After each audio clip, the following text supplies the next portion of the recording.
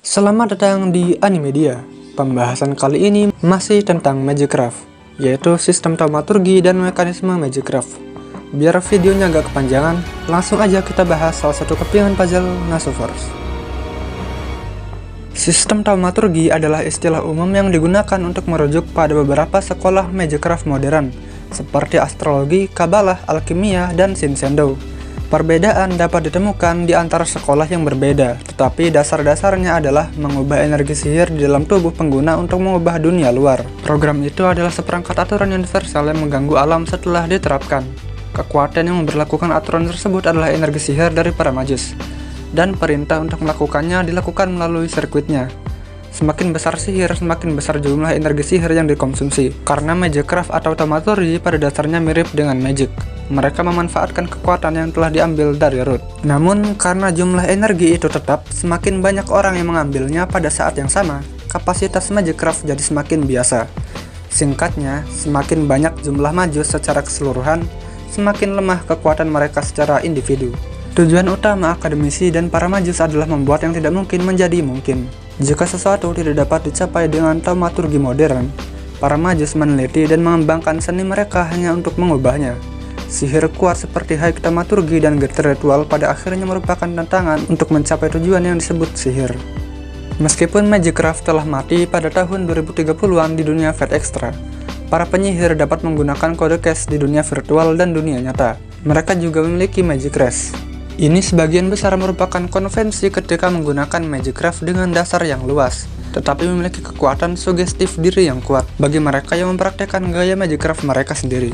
Karena sirkuit sihir yang membentuk ilmu sihir sudah ada di dalam tubuh majus, mantra adalah pepatah pribadi yang membantu majus mengubah diri sendiri untuk secara efisien mengaktifkan sirkuit sihir. Majus yang berbeda akan menggunakan mantra yang berbeda walaupun untuk sihir yang sama. Karena sifat mereka yang berbeda, mantra yang berbicara kepada dunia diklasifikasikan sebagai mantra agung atau ritual besar, dan tidak mungkin digunakan seseorang dalam keadaan normal. Kembali ke pengertian awal, Magicraft adalah yang mengatur keterampilan manusia masa lalu yang tidak dapat dijelaskan oleh sains. Dan sains adalah yang mengumpulkan teknologi umat manusia masa depan yang tidak dapat dicapai oleh sihir. Kedua hal itu sama sekali tidak cocok dengan satu sama lain, tetapi mereka serupa dalam satu hal. Para pengejar setiap praktik mencari kemakmuran yang berkelanjutan untuk melindungi masa depan umat manusia. Aturan utama taumaturgi, untuk membuat sesuatu harus dikorbankan, atau bisa dibilang pertukaran setara. Mirip-miriplah sama alkemi di Full Metal Alchemist. Ini mungkin juga melibatkan modifikasi pada objek yang ada.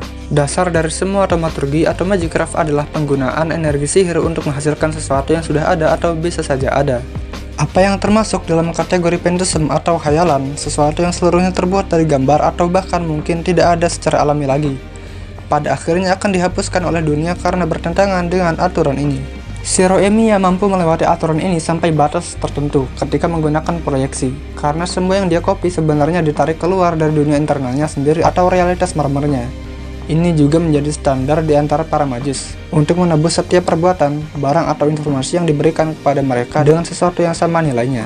Fondasi taumaturgi adalah teori taumaturgikal yang terukir di atas dunia dalam bentuk ilmu atau agama. Tubuh aturan yang telah ditetapkan sebelumnya didorong sesuai iman rakyat. Singkatnya, fondasi taumaturgi adalah fondasi yang diperlukan untuk penggunaan Magicraft.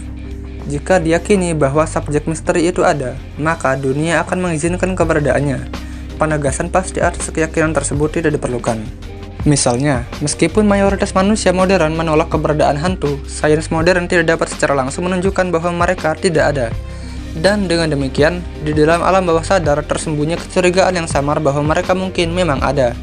Kecurigaan semacam ini termasuk dalam kategori iman. Ketidaktahuan adalah kekuatan yang melawan iman. Jika keberadaan hantu itu sendiri tidak diketahui, keyakinan tidak bisa muncul. Untuk teori yang lemah dalam iman, kekuatan yang mengukir pun sama lemahnya.